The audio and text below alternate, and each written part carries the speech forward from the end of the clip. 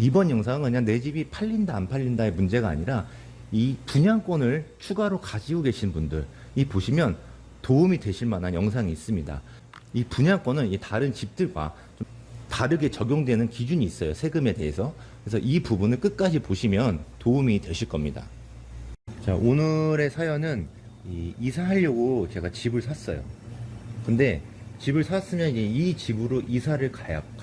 그래서 저는 기존에 살던 집을 팔고 새로운 집으로 이사를 갈 준비를 하고 있어요. 근데 이 기존에 살던 집이 안 팔리고 있습니다.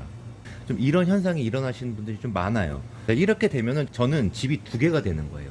이 양도세 세금을 좀 내냐, 비과세, 그러니까 안 내냐, 이런 차이가 시기에 따라서 좀 차이가 납니다. 그래서 한번 예를 들어서 설명을 드릴게요. 오늘 다룰 예는 1세대 1분양권, 그러니까 주택이 두 개가 되는 거예요. 사람들이 가장 중요한 거는 내 상황이 이런데 언제까지 이 집을 팔고 세금을 안 내는지, 지나면 세금 얼마 내는지, 이게 가장 중요한 거거든요. 이걸 가장 중요하게 생각하시죠.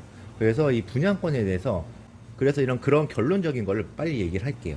그래서 왼쪽이 기존에 살던 집, 오른쪽이 새로운 아파트 분양권을 샀습니다. 그래서 지금 집이 제가 두 개가 된 거죠. 두 개가 됐는데 이 세금을 안 내기 위해서는 지금 살고 있는 집을 취득한 지, 산 지 1년이 지나고 이 분양권을 취득해야 됩니다. 그 두 번째 조건은 분양권 취득하고 3년 이내에 지금 살고 있는 집을 팔아야 세금을 안 낸다. 이게 가장 중요한 포인트죠. 이게 어떻게 보면 간단한 조건인데 이 조건 안에서도 가정마다 다 사연이 있고 이렇기 때문에 애매한 부분이 있어요. 그래서 저도 이 애매한 부분의 한 부분을 한번 얘기를 해볼 겁니다. 자, 3년 안에 팔면 되죠. 그런데 이 집이 안 팔려요. 자, 안 팔리면 이제 문제가 되기 시작하는 거예요. 안 팔리게 되면 이거 3년 안에 팔아야지 내가 세금을 안 내게 되는데 3년이 지나고 좀 팔면은 진짜 세금을 다 내야 되나? 아니면 내가 언제까지 3년이 언제까지지? 이런 고민을 하게 돼요. 궁금하단 말이죠. 근데 이런 걸 뭐 국토부나 어떤 질문을 하고 했을 때는 답변이 오죠. 답변이 오지만 되게 애매하게 답변이 와요. 그러니까 정확히 내가 물어보고 싶은 거에 대해서 정확히 네, 아니요 라고 답변은 안 옵니다. 그냥 법적 어떤 그런 몇 조 몇 항 이런 걸 보여주면서 답장이 올 거예요. 그렇기 때문에 조금 답답하고 그런 부분에서 좀 답답한 부분이 있어요. 첫 번째 애매한 거, 자, 분양권을 취득하고 그러면 분양권 취득이라는 날짜의 기준은 언제인지. 제 주변의 지인도 이 부분에 대해서 많이 좀 헷갈리고 애매하다라고 얘기를 많이 하더라고요. 자, 그러면 이 분양권을 취득 날짜, 분양권을 당첨되고 아니면 분양권을 딴 사람이 샀을 때 그 날짜인지 어떤 게 기준인가. 그 기준 날짜는 이 분양권을 잔금을 납부한 날짜. 대부분 뭐 시행사에서 정해주지만 아파트가 완공된 날짜로 보시면 될 것 같아요. 보통 완공이 됐을 때 이 분양권에 대한 마지막 잔금을 납부하기 때문에. 자, 예를 들어서 보면은 자, 내가 분양권을 21년도에 당첨이 됐어요. 아니면 21년도에 분양권을 다른 사람한테 샀어요. 자, 그리고 그걸 2년 있다가 완공이 됩니다. 23년도에. 자, 그러면 저는 이 기존 집을 26년 안에 팔아야지 세금을 안 내요. 그래서 어떤 분들은 21년부터 이걸 기준으로 잡는 분도 있고 아니다 23년부터 잡아야 된다 얘기하시는 분도 있어요. 근데 이 분양권에 한해서는 완공되고 대부분 완공돼서 잔금을 치기 때문에 완공이라고 얘기를 할게요. 완공되고 3년 안에 기존 집을 팔아야지 비과세, 세금을 안 냅니다. 그래서 이게 21년도라고 생각하시는 분들은 그러면 2년이라는 기간이 더 주어졌기 때문에 조금 더 여유가 생길 수 있을 거예요. 자, 근데 여기서도 또 조건이 있어요. 어떤 조건이냐면 이 아파트에 새로 이사갈 아파트에 완공이 되고 1년 이상 실거주를 해야 된다는 거죠. 제가 결혼을 했어요. 그러면 저랑 제 와이프까지 같이 들어가서 1년 이상 거주를 해야 됩니다. 그러니까 전입신고를 한다는 거죠.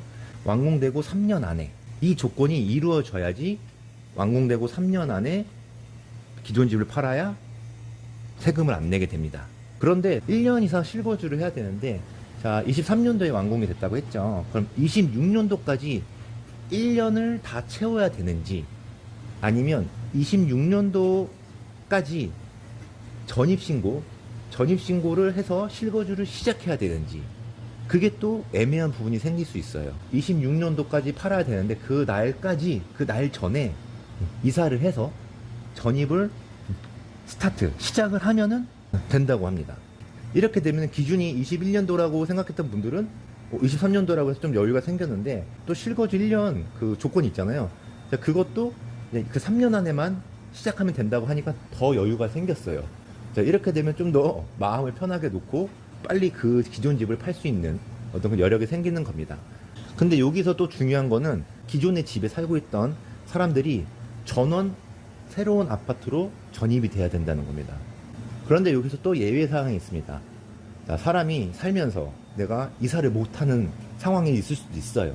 근데 거기서 보면은 나이가 많으신 노인분들, 배우자들이 뭐 당뇨나 뭐 치료를 위해서, 아니면 치매, 그래서 지금 살고 있는 집에서 좀 이동하기가 어렵다라는 그런 증빙을 하게 되면은 이 3년 예외가 된다고 합니다. 좀 인정을 해준다고 하더라고요. 근데 이 인정하는 게 정확히 정해져 있는 것 같진 않아요. 그래서 그 담당하시는 분들이 재량으로 하고 있는 걸로 좀 알고 있는데, 이 부분에 대해서는 확답을 좀 듣지는 못했어요, 저도. 그래서 이런 사항이 있으니까 한번 참고를 하면 좋을 것 같아요. 지금 상황은 이제 1주택에다가 1분양권에 있는 어떤 그런 상황을 가정해서 이렇게 얘기를 한 거예요. 근데 이렇게 뭐 1주택 1분양권 안에서도 많은 다 개인사가 있기 때문에, 자, 이때는 이렇게 해야 되고 이때는 이거 적용이 되고 안 되고 이런 사항이 정말 많을 거예요. 이럴 때는 이 인터넷에 보면은 세무사 검색을 해서, 뭐 이건 양도세나 세금 부분이기 때문에 이런 세무사 검색을 하면은 뭐 30분 1시간에 뭐 몇만 원 이렇게 지불을 하고 상담을 받을 수 있는 그런 게 있어요.